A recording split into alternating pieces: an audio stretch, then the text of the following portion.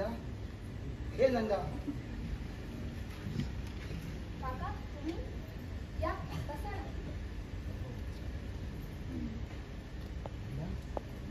दादासाहेब कुठे गेले?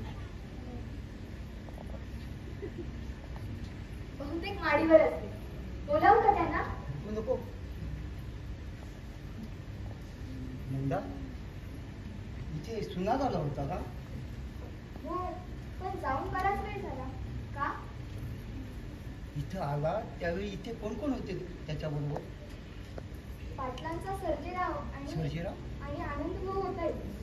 का अजून सुना घरी नाही का गेला? सुनात घरी गेलाय पुरी, पण आनंदचं त्याच्यावर काही भांडण झालं होतं का? तसं काही विशेष नाही, पण थोडीशी शाब्दिक चकमक झाली होती.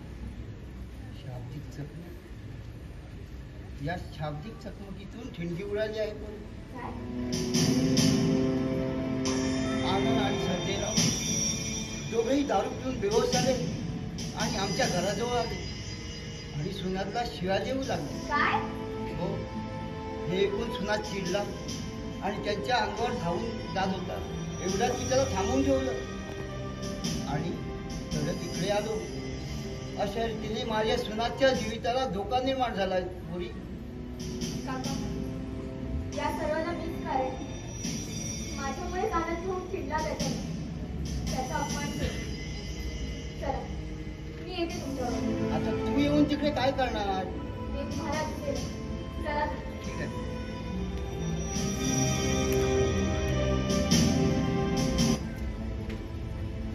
दादासाहेब काय म्हणतील? मी पुढचं पुढे. ही वेळ थांबण्याची नाहीये. चला. ठीक आहे. नमस्कार दादासाहेब. नमस्कार. आज सकाळपासून त्या नाना सुताराच्या बाजूने उभा होताच कोर्टात, तेव्हा सुद्धा आज दादासाहेब दिसला नाही आणि आता दिसला.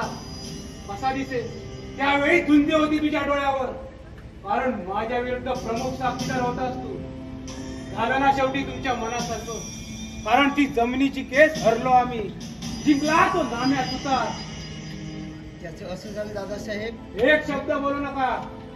आणि नंदाला घेऊन कुठे निघालात? मी नको म्हणतोय तरी सुद्धा ती ऐकतच नाही. सारखं हट्ट करून बसली मी येणार म्हणून. नंदा, मागे फिर आणि आज जा. पप्पा, जा म्हणतोय. पप्पा ऐकून तरी घ्या.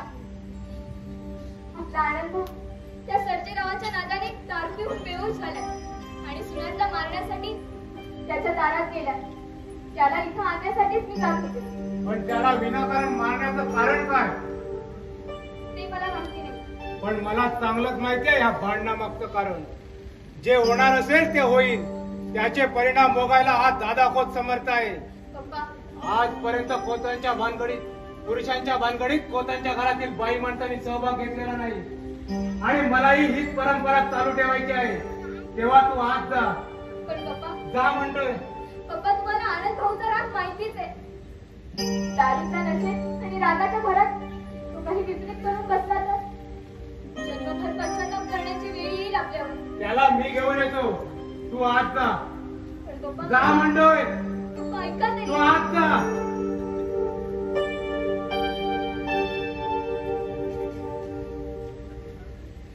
भाऊ, आता सगळा प्रकार आलाय माझ्या लक्षात. कोर्टात माझी चितू झाली तरी तुमचं समाधान झालं नाही, म्हणून आज गावच्या वेशीवर माझ्या मुलीला नेऊन माझ्या अब्रूचं प्रदर्शन मांडणार होता तुम्ही. माझं ऐकून तरी घ्या दादासाहेब. एक शब्द बोलू नका. त्या दारुड्यांच्या भानगडी सोडवायला तुम्हाला दुसरं कोणी मिळालं नाही, म्हणून नंदाला घेऊन निघाला होता.